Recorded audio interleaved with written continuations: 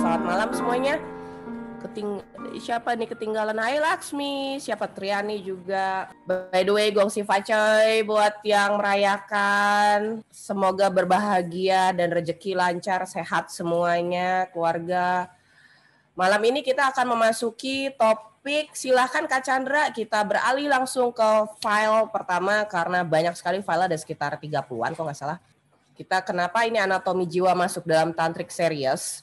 Karena pada akhirnya Nyanya akan membagi wawasan mengenai tantrik sendiri. Mungkin teman-teman bisa searching dulu tantrik itu apa. Cuma kita memang harus dari basic dulu. Bagaimanapun juga Nyanya selalu mementingkan basic sebagai fondasi. Karena kalau kita langsung yang di atas, nanti runtuh. Jadi lebih baik kita basic dulu, kita kuatin, kita padatkan biar paham. Maka kita akan masuk ke tantrik yang berikutnya. Kenapa? Kak Chandra, file berikutnya silakan. Kenapa anatomi jiwa ini dimasukkan ke dalam tantric series? Karena tantrik ini memang ada hubungannya dengan soul ataupun jiwa. Teman-teman, kita punya jiwa, punya ruh, tapi pun juga tantrik ini berhubungan dengan relationship kita terhadap diri kita sendiri ataupun orang terdekat atau bahkan juga lingkungan. Tapi biasanya berhubungannya dengan intim ya, sangat dekat secara emosional. File berikutnya Kak Chandra, silakan. File berikutnya sama kok gambar. Nah, ini dia. Kita akan masuk ke bab pertama mengenai makna anatomi jiwa dalam tantric series. Tadi ada keterlambatan gambar, Nyanya sudah menjelaskan. Jiwa sendiri, teman-teman, ini kita ringan dulu ya, perlahan-lahan kita ringan dulu. Jiwa sendiri saat ini banyak sekali orang hidup di dimensi ketiga, di mana kita makan, minum, tidur, melakukan kegiatan sehari-hari 24 jam, besoknya begitu lagi. Yang tanpa sadar kita menjadi zombie, bahkan melupakan purpose ataupun misi hidup kita, tujuan kita nih hidup apa. Setiap orang tuh berbeda-beda lah, purpose dan mission. Bahkan belum mendetail soal kita punya karma apa, kenapa kita bisa hidup lagi, kalau yang memang percaya dengan reinkarnasi. Tapi kalau yang sendiri termasuk percaya dengan evolusi karena mengalami dan memang mendalami. Seperti yang teman-teman lihat di layar monitor, dimensi pertama ini fokusnya kepada situasi third dimension atau dimensi ketiga. Rekan kerja kita, bisnis yang kita jalani, kemudian juga situasi-situasi di sekitar keluarga, lingkungan, tetangga, negara, semuanya. Oke, Kak Chandra, berikutnya. Sementara jiwa sendiri itu terdiri dari beberapa aktivitas kehidupan yang tidak hanya di dimensi ketiga.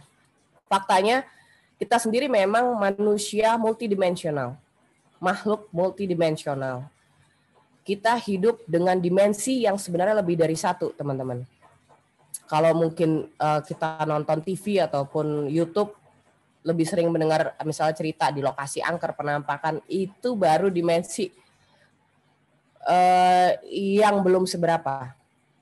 Masih banyak dimensi yang masih misteri yang sebenarnya kita berhak untuk tahu, berhak untuk mendalami, dan berhak untuk menyelami, mencermati, memahami, tadi udah ya, mengetahui, menelaah, pokoknya lainnya.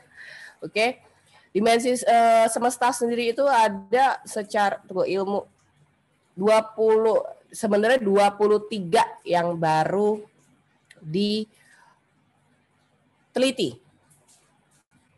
Yang pasti bukan di Indonesia ya penelitian itu, di luar. Dimensi manusia ini bahkan bisa sampai ke titik dimensi ke-23. Jiwa kita sendiri memang hidup di dimensi yang banyak lapisan dimensinya. Bahkan sekarang nih, meskipun kita lagi zooming, tapi di other diri kita yang lain, mungkin sedang melakukan aktivitas apa.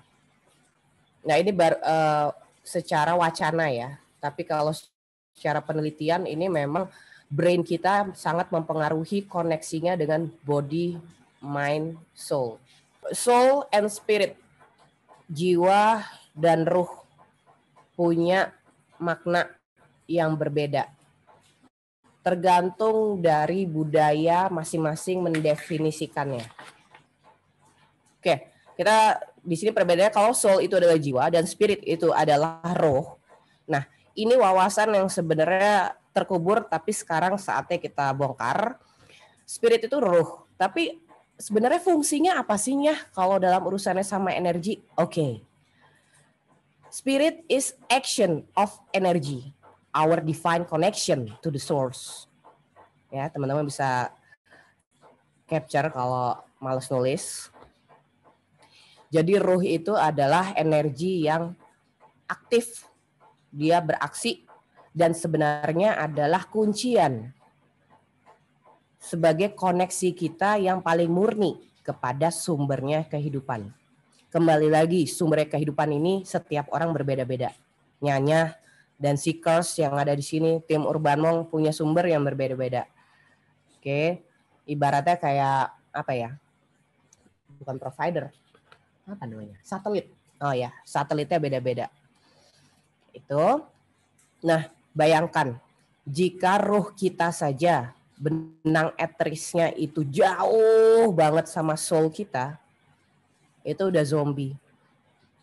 Nah, Seekers yang di sini Yanya yakin tidak zombie. Kenapa? Karena gabung di sini ataupun juga gabung di Zoom yang urusannya dengan spiritual atau inner self atau segala macam kesadaran itu sebenarnya sudah mulai terkonek. Hanya saja butuh lebih dikencangkan. Spirit ini juga sebagai acuan, ya zombie kagema. Spirit ini juga sebagai acuan di mana ketika seseorang melakukan aktivitas adrenalin, olahraga ekstrim atau apa dia nggak mati-mati atau orang yang ada aja kenapa tapi nggak mati juga, berarti spirit of life itu tinggi banget. Ruhnya itu semangat hidupnya tinggi. Nah kalau misalnya nggak ada angin nggak ada hujan, ada aja kena musibah, berarti spirit of life-nya jauh dari soul-nya, jauh dari fisik ya. Benang etriknya tuh udah kemana-mana. Nah itu yang harus ditarik kembali. Makanya kenapa ada seseorang yang secara telepatik kuat, secara keinginan itu terwujud, ini ada pengaruhnya dengan spirit. Karena kita percuma daydreaming, kita punya wish, kita punya harapan, kita punya, aduh aku pengen kayak gini tapi nggak tercapai-capai, aduh gue pengen kaya tapi utangnya numpuk. Karena ini urusannya ada spirit. Ini yang sekarang ada di layar monitor. Sejauh mana spirit kita melakukan aksi secara energi, oke? Jadi apapun yang kita inginkan, kita harus perhatikan sejauh mana spirit kita ini melakukan aksi secara energi. Koneksinya spirit kita ke source itu bagaimana? Oke, ini yang hilang sejak masa Lemurian, Atlantean, dari Inca juga udah hilang, Egyptian itu yang terakhir, dan ini terkubur. Sementara jika spirit ini aktif, Seekers, wawasan apapun yang nggak ada di Google itu bisa masuk ke dalam diri orang dan membuat inovasi-inovasi, membangkitkan potensi setiap orang dengan kemampuannya masing-masing sehingga membuat harmonis keseimbangan di bumi. Oke. Nah ini sengaja gambarnya yang pilih warna-warni bagian dari perwakilan bahwa energi kita ini ada hubungannya, spirit kita ini ada hubungannya dengan brain juga.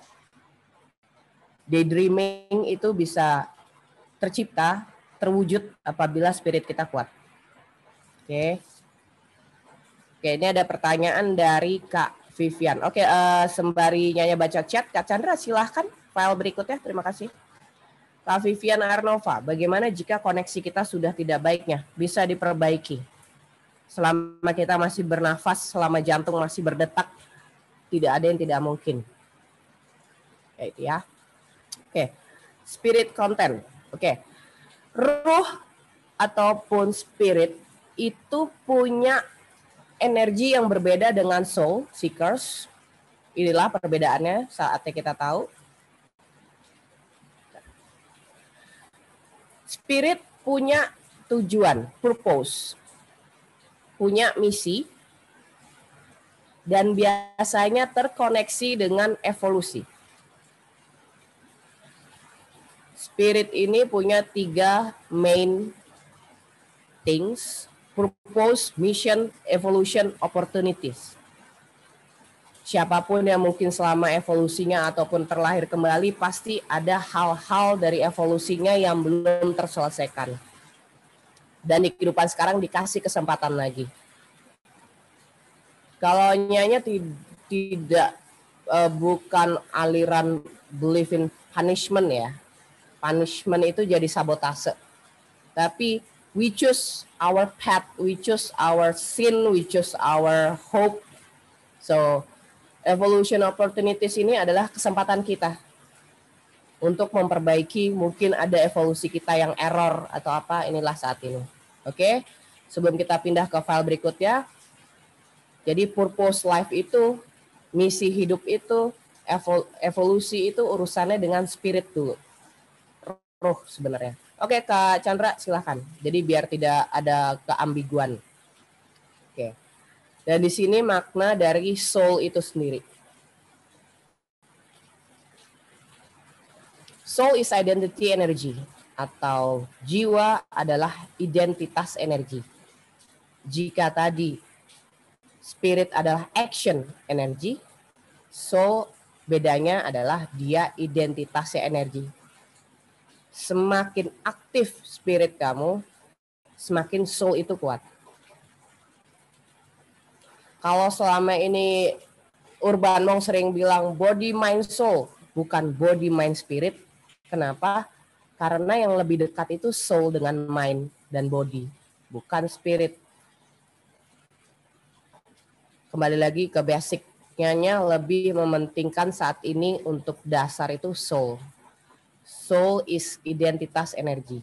Kalau kita sadar dengan jiwa kita, maka itu akan mengaktifkan mind kita untuk bisa berkomunikasi dengan jiwa kita, dan fisik juga akan mempengaruhi. Jika jiwa dan pikiran itu harmonis, maka fisik pun juga secara realita akan terlihat. Nggak mudah sakit, nggak mudah ambruk. So, jadi teman-teman fokusnya adalah ke jiwa, sadar kita punya jiwa. Oke, selanjutnya Kak Chandra silahkan. Kak Prima, Ajinograhanya, apakah ada istilah jiwa tertukar? Didetailkan dari pertanyaannya karena kurang detail, kayaknya belum bisa jelasin. Ya, temanku punya pendapat ada orang gift, katanya yin yang seimbang, maka ada cewek yang kelihatan tangguh banget dan kalau cowok dia lebih lembut dan gemulai. Bahkan sebagian ada yang disorientasi seksual. Mohon pencerahannya. Ini pertanyaan titipan dari teman-teman. Bukannya kemarin kita sempat bahas ini ya malam-malam ya? nggak usah mohon maaf. Maksudnya secara kenyataan LGBT memang ada di muka bumi ini dan kita nggak boleh menutup mata itu nggak ada gitu. Cuma gini, kadangkala awareness kita, ini dia makanya kenapa kita harus paham soal anatomi jiwa di tantrik ini, karena penting banget.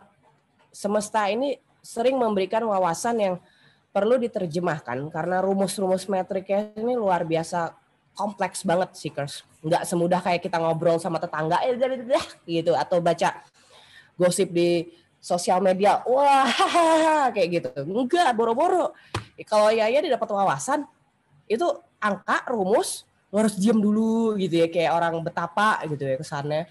Tapi itu ternyata rumus-rumus itu menjadi kalimat dan ternyata deep banget. Nah, dari pertanyaan Prima ini, kenapa mengenai masalah ini sebenarnya Nyonya ngerti maksudnya apa meskipun tidak straight to the point ya.